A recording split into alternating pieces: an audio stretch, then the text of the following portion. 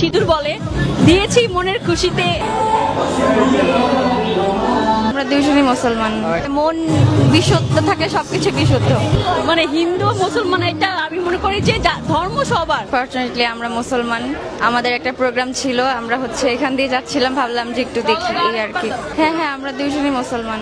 এখানে উৎসব দেখে আমরা আসছি, মুসলমান আর হিন্দু তো এখানে কোনো উৎসব সবার, ধর্ম যার যার উৎসব সবার।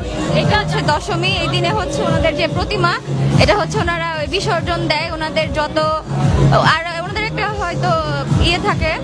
আসলে আমি যেহেতু মুসলমান, আমার খুব একটা আইডিয়া নাই যে সুখ শান্তির যে বিষয়টা আসছে ষষ্ঠীতে, দশমীতে ওনারা বিসর্জন দেয়। এই তো ওনাদের প্রতি বছর ওনারা এইভাবে সেলিব্রেট করে। মুসলমান হয়েও যে হিন্দুদের দুর্গা উৎসবে এসে উৎসবটাকে ভাগাভাগি করছেন, এই বিষয়টি আসলে অনেকেই নেগেটিভ ভাবে দেখে। আপনি কি মনে করছেন, এটা কি আসলে ঠিক?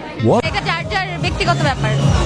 আর আমি মনের যে বিষয়, উৎসব মনের সাথে কানেক্টেড। আমার কাছে মনে হয় মন বিশুদ্ধ থাকলে সবকিছু বিশুদ্ধ।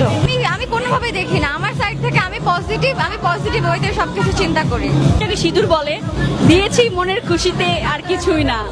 মানে হিন্দু মুসলমান এটা আমি মনে করি যে ধর্ম সবার, উৎসবে আসতে পারে। আর এটা সবার মন কেমন সেটা তো আমার জানার হিসাব নাই, আমাদের পার্সোনাল আমরা আসতে মন চেয়েছে আসছি।